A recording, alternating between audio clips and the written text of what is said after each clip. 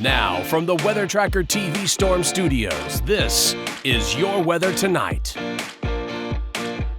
Here's Chief Meteorologist William Cole. All right, folks, here we go now, heading right on into our Tuesday evening. Again, hopefully you had a good Tuesday afternoon.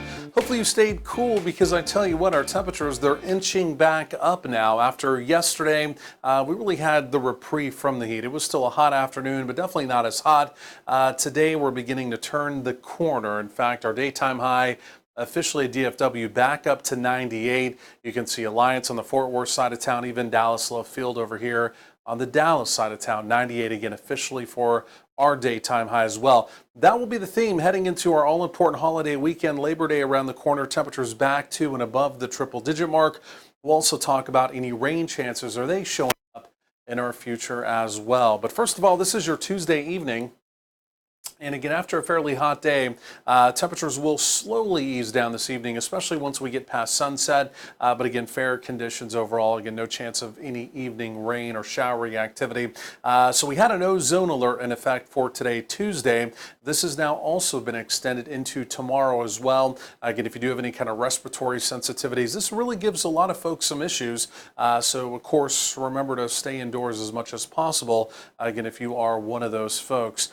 So radar here in North Texas quiet. We've been watching some showers out in our Texas panhandle. Those will dry up before they have any opportunity of making it here into North Texas. Now, the big national weather story, of course, as you know, it is Hurricane Idalia, and she's now a Category 2 storm, and winds are right up around 80 miles per hour. She will be making landfall very early tomorrow morning in Florida. And this is the latest visible satellite imagery. You can see the sun beginning to set, and that's why the cloud cover is kind of beginning to fade there just a little bit.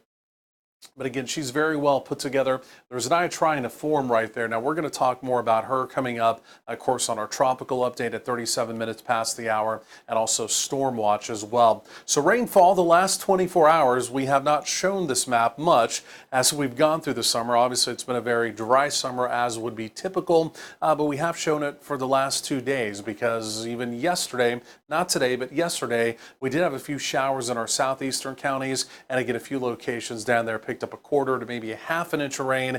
Of course, if you remember the day before, Sunday night into very early Monday morning, our southeastern counties also got a pretty decent drink of rain down there as well. Again, meanwhile, most of us, though, we have remained simply put, completely dry. So talking about the dryness factor, the building heat again, and again, the soil moisture that is just non-existent, right? The soil's dry, the vegetation, the grass, the bushes, whatever you want to talk about, it's turning brown.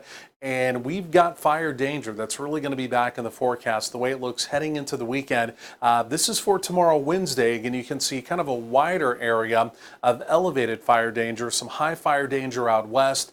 And I think we're just going to continue to kind of blossom that map, so to speak, as we go over the next several days. So again, more on that, obviously, as we do head into the holiday weekend. Looking for any rain chances here on the model, just kind of rolling you through the high-res data over the next couple of days. Again, simply put, we are dry, at least heading into the weekend. So this is your Tuesday evening and your Tuesday night here. Morning lows generally down into the lower 70s. Again, it will definitely be a milder start to the morning. A few locations like Bonham, even over through the Sulphur Springs area, may be lucky enough to touch some upper 60s, but with fairly dry air in place, meaning not a lot of humidity. Those morning lows, again, they will drift off, making it milder in the morning. But I tell you, as we go through the afternoon, it will allow those temperatures to really take off as well. And in fact, as we go through tomorrow, Wednesday, high temperatures here for most of us will be reapproaching that triple-digit mark. Again, very similar to what we saw out there today. Similar story then Wednesday night into very early Thursday morning. Lows here, generally a mix of lower to mid 70s, maybe a few upper 60s peppered in here or there. But again, generally speaking, as we go through the day, then on Thursday afternoon, here it is. Temperatures take back off, a lot of mid-upper 90s. And again, you can even see maybe out around Palo Pinto County, out around Mineral Wells, we may be pushing 100. So here we go. It's a steady climb up, 98, 99, 100 by Friday.